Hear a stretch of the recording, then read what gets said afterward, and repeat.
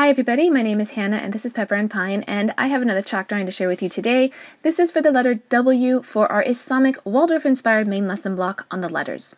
So the first thing I'm going to do is erase our previous chalk drawing. I am using chalkboards from Waldorf Supplies. They are 22 inches by 32 inches. They are lightweight and portable and really easy to use, and they have been perfect for this chalk drawing series. I'm also using my Sargent Art chalk pastels. These have a vibrant, rich color, and it's sometimes difficult to remove all the color from the chalkboard before you begin your new chalk drawing. But what I've noticed is that once I get the new chalk drawing up, you can't really see any of those markings from the previous chalk drawing. If you want, you can also use a damp cloth to clean your chalkboard thoroughly. So today we're working on the letter W, and it stands for wave and whale and water and wind. And this is for the story of Prophet Yunus ﷺ when he was swallowed by the large whale and was in the whale's belly for 3 days before he was expelled onto the shore. And so I'm trying to make kind of a night sky with ominous looking clouds, and I don't do such a great job with the clouds, and I spent a lot of time working on them. For some reason I couldn't get them looking kind of ominous and scary and large and just kind of foreboding. But I do manage to get a lot of black and purple in there, which I think kind of adds to the color of the sky, since the remainder of the chalk drawing is going to be mostly blues and grays, and then I've got the ship off to the right.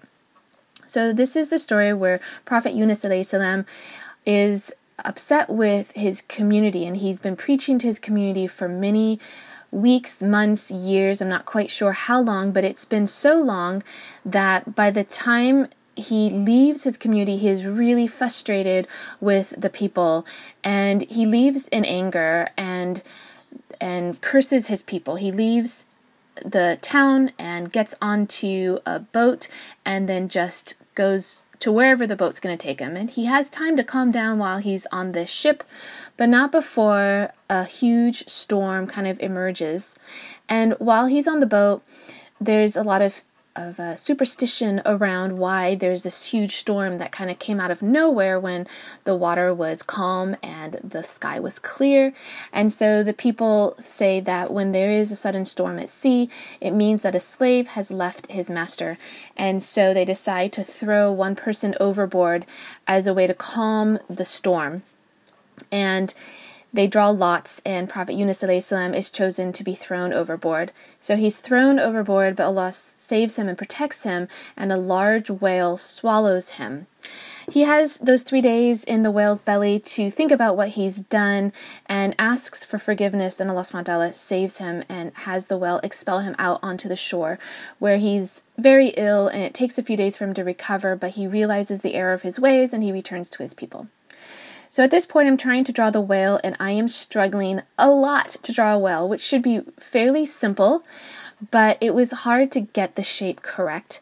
And I tried several times, and I erased several times, and finally I had to look online at some drawings to see how to actually make this whale. We don't know which kind of whale it is, but I did draw one that has some kind of iconic shape around the bottom part of the mouth, so that it didn't just look like it was just all gray or a blue-gray, just so that there was some detail to the whale. Once I got that detail, of course, then I went over it once again with the gray chalk. And I do this often where I will outline part of the chalk drawing with gray or white just to kind of get the elements in place, and then I'll come back in with color. Because I anticipated that drawing the whale was going to be a little bit challenging, I did everything else that I could first, and then I saved the whale for last, which isn't really the best choice because the whale is so prominent in the chalk drawing. I really wanted to have it have presence, and so I had to leave a lot of room in order to make that whale center stage in the chalk drawing. And typically I would have started with the whale just to make sure I had enough space for it, and then I would have added the other things around it. But because I was so hesitant and unsure of how to draw it, I went ahead and I did that last. So I've got the ship off to the right, and I'm really pleased with the way it turned out.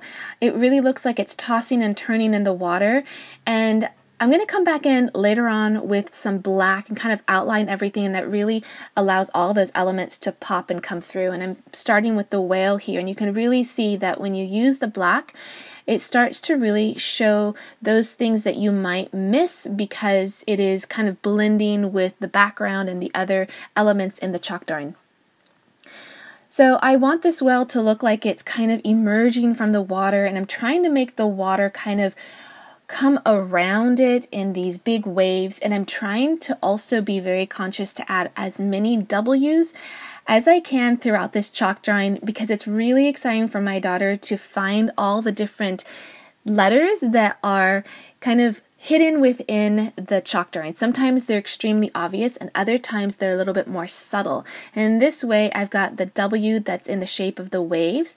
I have the W in the tail of the whale, and I try to make W within the wind and the clouds kind of in the sky. And then again, where there were other kind of waves at the bottom of the chalk drawing, I try to make those in the shape of a W as well in order to represent the water. So I'm adding just a couple of details here, like the lightning bolt and the water spout coming up from the whale, and I think that those details really finish off this whole chalk drawing. Alright, so if you'd like to see some of the other lessons in this Islamic Waldorf-inspired main lesson block on the letters, you can tap on the screen right now.